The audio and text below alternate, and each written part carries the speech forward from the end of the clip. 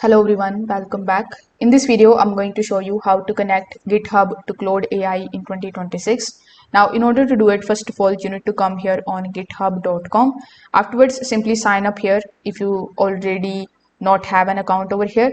But if you have an account, you can click on the option of sign in. Then you can continue here with the help of any of these options that are given over here. Now, when you sign in into your GitHub account, you can also open a new tab, then simply search for Claude AI. So over here, you just have to log in into your Claude AI account as well. Now, when you are inside it, you just have to click on the option of customize. Then here, click on the option of connect your apps. Now over here, you will be shown a bunch of different applications that you can basically connect with your Claude AI account. So among these, you just have to simply look for GitHub. For that, in order to find GitHub in this list, you can simply just use the search bar and then you can search for GitHub. Now, as you can see, when I search for GitHub, currently GitHub application is not available over here, meaning that you can't actually connect GitHub as of right now.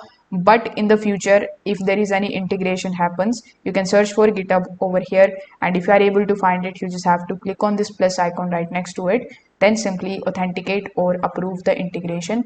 So that's how you can basically do it. Thank you.